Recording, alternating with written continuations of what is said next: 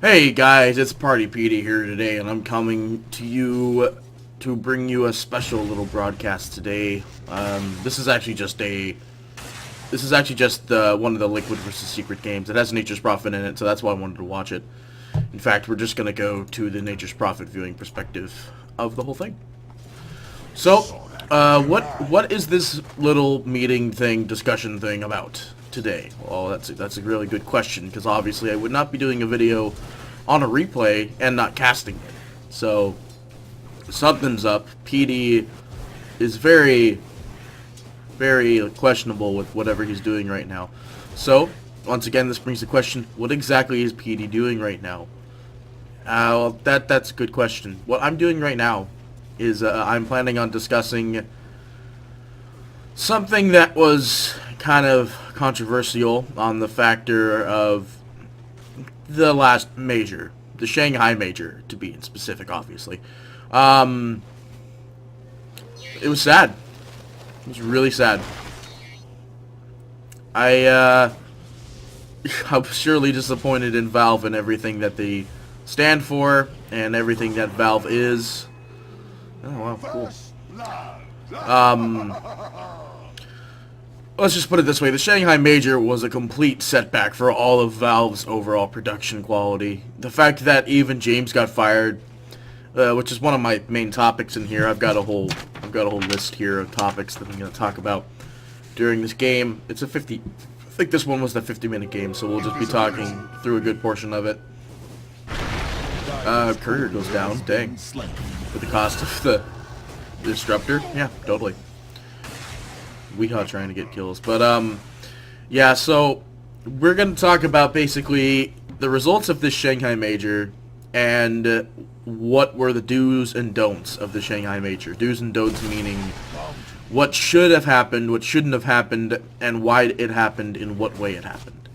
So, first and foremost, I would like to talk about the firing of the production team, or production head of the Shanghai Major, James. If we go to his Twitter, which I think I'm able to do, said he won't be returning to the next Shanghai Major, obviously, which is not really, or he won't be returning to the next day.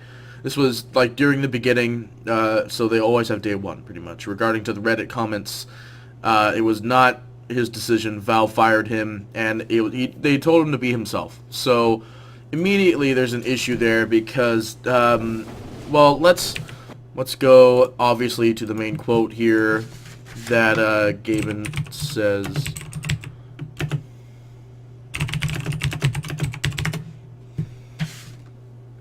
Where he puts it, but yeah, here it is. He calls the fired host of the Dota 2 Shanghai Major an ass, which obviously was not his fault. They told him to be himself, and James is a very comedic person, so I met him when I went to the Dota International 2015 at Seattle. It was probably the best experience I've had in a long time, and hence why I do what I do today, and what I do before you today.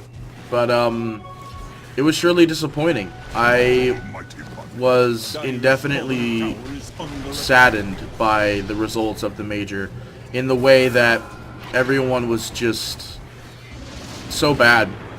Like how Valve is basically betrayed their own crew and everything like that and fired him, and he was a good guy. He was a good guy. He got fired for no reason pretty much, and that's what happened. That's what happened. Doom's actually about to die here, obviously. Oh, he's not. No, he is. It's gonna be another stun coming out on him. Oh, we're on player perspective. That's why it's not. That's why we didn't get Doom dying. But you know, it was just really sad as to how it happened. Obviously, there was a bunch of terrible secrets that came out. Terrible secrets involving the international, the major, and everything like that, and how badly it performed overall, so on and so forth. So we're just gonna have to deal with it and move on from there. So on the downside, you know, Gabe said he was an ass. He got fired. We went to his Twitter. It showed all of the stuff. And then the terrible secrets that were released throughout the major, discussing all the after James was fired production quality, pretty much. Another thing that I'd want to load up, which I actually did not get, was a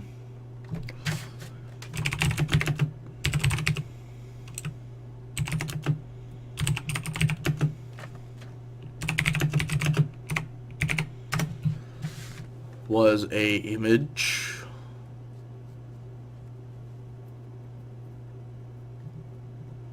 on Twitter somewhere. Well, we'll find it later. Or something or other.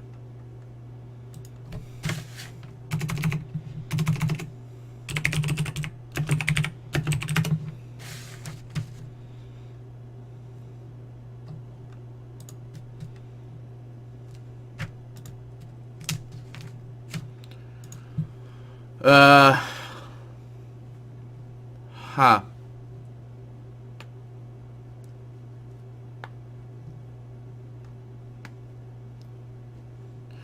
Yeah, but there was a point in time in the major where they were told to leave at 9:30, which is something that I find really sad. It's like, is their bedtime at 9:30? Is that why China Perfect World is so perfect? They have the 9:30 bedtime that they have to follow. So that was pretty much what was kind of bull about that too. Was the 9:30 bedtime, and that made the last set of games just completely dead in the auditorium. So, I mean, that was pretty bad.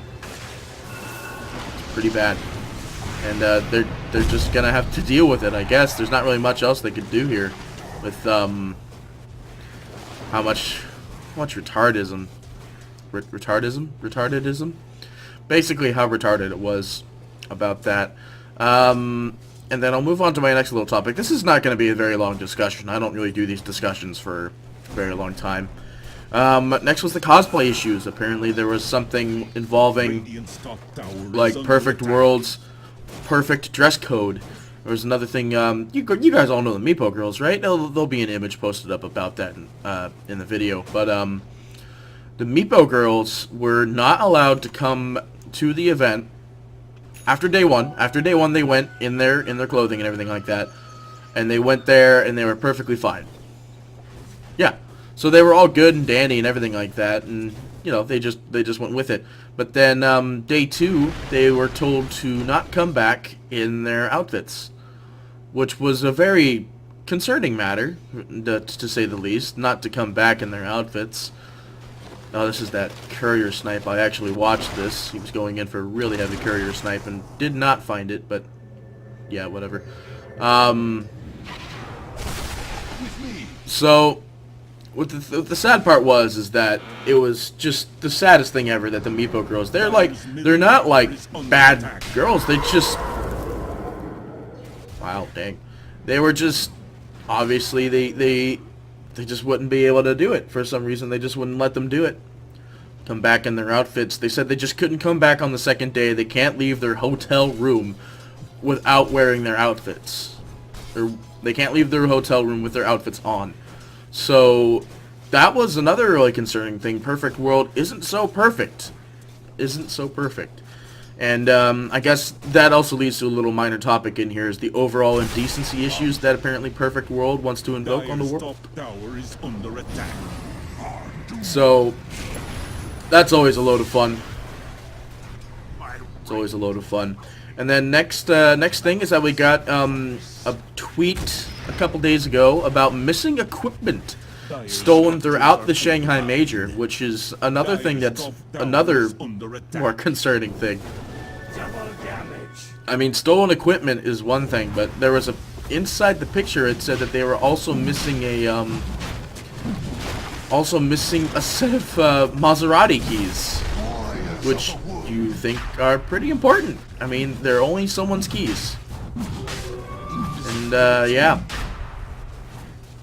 So that was the downside to that, pretty much, is that there was no way to get out of that one.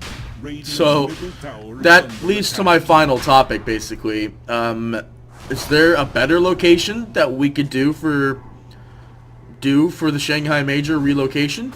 Well, something that I want to talk about in specific is maybe changing it to go to Japan.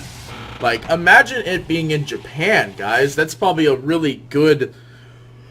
Like, Japan would probably put their whole... Japan would put their whole, like, 9.5 yards of work into it, and they'd be, like, going full ham and full... Yeah, basically, they'd be going full ham for, the performance and stuff like that. So, that's something I want to bring up as possible next locations, because I feel like if we were to pick a next location that would offer more production value, wouldn't have a bedtime of 9:30, and just overall better performance for all majors to come, for all foreign majors to come. I say foreign being not Germany and not the U.S., i.e. The actual international. Just what about like Japan? Japan feels like a good place. I was talking to a couple of the guys, and they brought up the idea of it being Japan for the next one. And I have to agree, Japan would probably be a really beautiful place to do it, and they would put their maximum effort into it, and so on and so forth. I feel like that this major was just a major letdown. Major letdown, it's a major, yeah. It was a major letdown. And I'm surely disappointed at the performance of this major.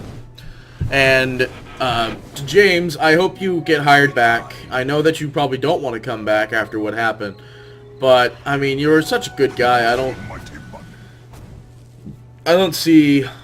really don't see why they would fire you. But again, that's them and not us. So we're just gonna have to roll with it, yeah? Sadly, we're gonna have to roll with it.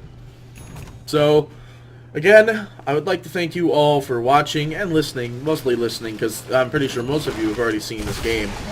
I would like to thank you for watching this game and listening to my thoughts about the Shanghai Major and how crap it and what crap was invoked during this major. Hopefully, they'll hire James back if James wants to come back. If that's not the case, Valve, and I quote, are going to try and look for more professional casters, and apparently James was not one of them. They told him to be himself. Obviously, it didn't work out, according to Valve. So, again, they'll just have to deal with it. And, yeah. Thanks for watching, guys, and I hope you feel the same way about the Shanghai Major as I do. And yeah, thanks for taking the time. Again, this has been Party PD dropping off with the Shanghai Major do's and don'ts, pretty much all don'ts. And we will see you all next time for some special recording. We'll do an update video today. We'll probably just do it off the rest of this clip here and just roll with it. Alright guys, see you next time. Goodbye.